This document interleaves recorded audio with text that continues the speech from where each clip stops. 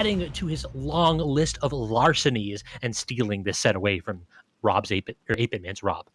Yeah, I mean, as we saw earlier, we see some power of robbery from the Brawler. And with the Team Rocket skin, you know, there could be some thefts around. So got to be careful. Got to keep your eyes peeled for what Ginnga has in store. On the other side, though, I mean, 8BitMan, he's known to do a couple crazy things on his own here. I've seen more than a few side B stocks and super early, so Ginnga is going to have to be looking out for that as well. And right now, he's having a heck of a time getting his feet set at neutral. Yeah, hard to really find some footing. Tried to shot put earlier, it was getting reflected by the side B, unfortunately. Just like options are limited here from Ginnga right off the gate, and when you consider the percentage on board for them, it's just, my goodness. Up smash just out of shield. That dash attack not quite safe enough. 8BitMan recognizing what he needs to do to clean that one up. And then the down tilt into the up B. We've seen it once. We'll see it again. Ginnga perhaps not stealing a stock at 30, but 80 will do. Yeah, I mean, hey, we take those any and every day. So to kind of reset it to even percentage, 2 stocks apiece, is a nice, humble way to make sure that you can still put yourself on the map. I'm just now realizing that we went to a stage where both these characters are trying to jank each other off the sides. Like, Rob's like to go here because side B kills super early, and I'm fairly certain that Brawlers like to go here because up B kills super early. But look at this string by 8BitMan. The jab block and Ginnga very nearly zeroed to death. Yeah, that was actually an insane amount of damage.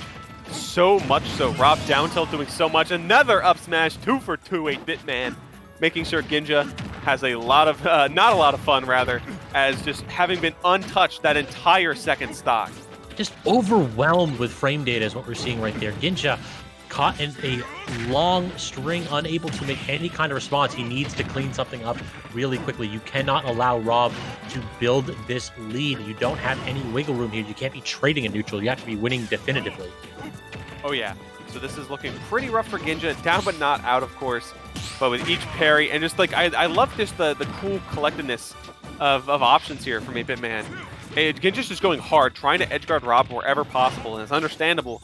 But it's becoming harder and harder as finds himself a disadvantage. Flip, kick out, helicopter up B as well. And yeah, getting caught.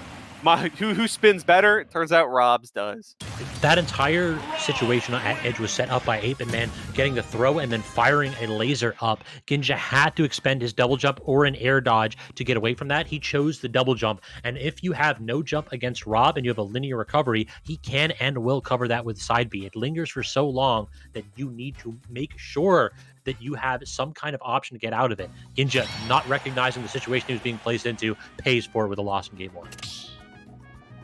Yeah, so kind of an understandable situation there. Town and City, though, as you said, good stage for both characters. I'm interested to see, rather, kind of how we are going to see them scrap and where.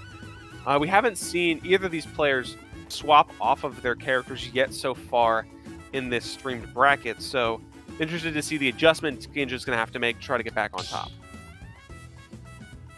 Looks like there's going to be, there's definitely going to be some sort of select. And actually, I said there wasn't a character select, but rather Ginnga has the ability to change the special moves of Brawler. And that's what we saw in the last set of theirs. So it's definitely possible. Yeah, I actually like to see if he gets rid of the shot put there, because I think that Rob's ability to toss out like full screen pressure with laser makes that camping tool not quite as effective. So perhaps he's trying to think about tossing out the punch for that instead. I'm not sure. Maybe even a counter would be a good option too. Yeah, I could definitely see that becoming somewhat, if not more viable there. I mean, we're not going to fully see it until we see the artwork of the character. Once we hop into the game. Also, I want to give shout out to my man Brig for going ahead and setting up the character models in each of the seats. The players obviously playing online are not in person, and we see that the character representing this Rob is just a Wii U gamepad. Oh, I love that so much. It was used for MJ, it's used for now 8BitMan. It's so good. I love it so much. But we're actually seeing no character change here from Ginnga. No, it looks like no special change either. The same Team Rocket uniform. So we're just seeing the stage to FD. So less platforms, a little bit different on the difference in the blast zones. So we'll kind of see what Ginnga manages to pull out here. Jab block, forward smash, that's the stock. My goodness, that's what we're seeing there, in fact. Much better than game 1 for Ginnga, right at the game. Now 8BitMan has to go ahead and try to open this man up. No double jump, but gets out with a single hit back air, looked like. Or single hit forward air, rather. Oh, I love that neutral air dodge to still go back down and recover correctly. Like, that's it. Ginnga just wasn't getting greedy there, and that's what I'd love to see. Unfortunately, though, barely living, actually. Looked like it was going to die, but not quite. He's really missing too many techs. Like, 8BitMan is punishing super hard every single time. Ginnga has to clean that aspect of his gameplay up. It has certainly cost him before, and 8BitMan is a player of par excellence. You know he is going to take those opportunities and exploit them fully. A lot of shot puts, even if one got reflected, is not quite enough. That was so much damage, actually, just basically purely from shot put exchanges from 8BitMan and Ginnga. And 8BitMan's just like looking for an option. He's just like, all right, you're at 155, you should be dead, please die. Up smash, grab, doesn't matter. Just get out of here. And both players are kind of just like tossing out their neutral airs. They're just doing full hop neutral air, trying to land appropriately. It looks like in that option, perhaps 8BitMan has a little bit of an advantage as neutral air starts above him, while Ginnga has to like struggle and place it perfectly on Rob's shield too. Otherwise, you could be dealing with an up smash either preemptively or out of shield.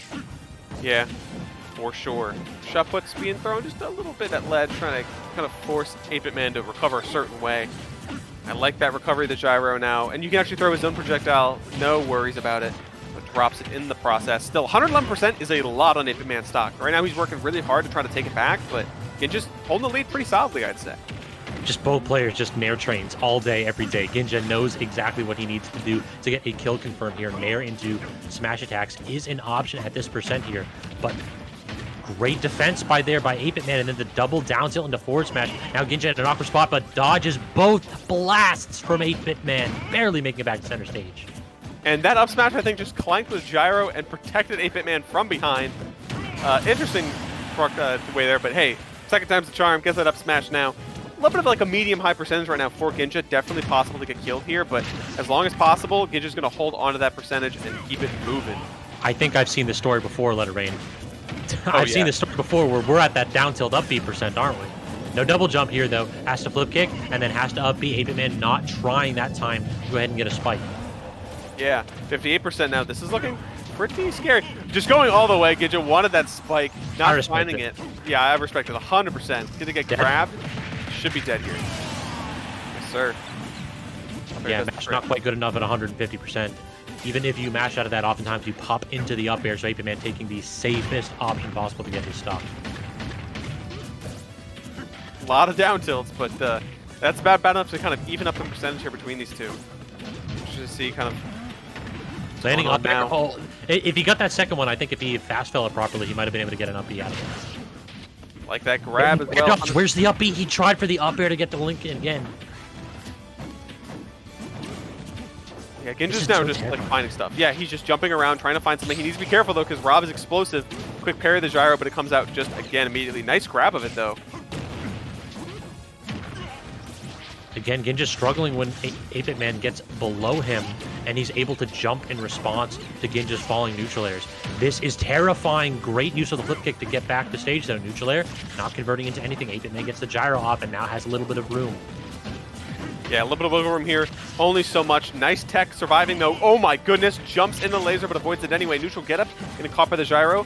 Flip kick to his safety. And this is a anyone can die here, Scabs. Right, you are. Let it rain. Both players know what they need to do to clean it up, but it just seems like 8BitMan always has that gyro in the perfect spot to frustrate Ginja's approaches. Doesn't hit the back air. Neither player hits the back air.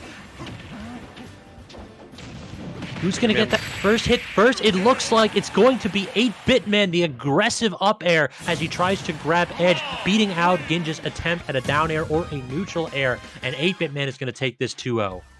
Yeah, Ginja's aggressiveness was their own downfall, as you said. 8BitMan catching it, a 2-0 there, putting Ginja's in losers and securing 8BitMan's spot in winner semis. He's made it to top 8.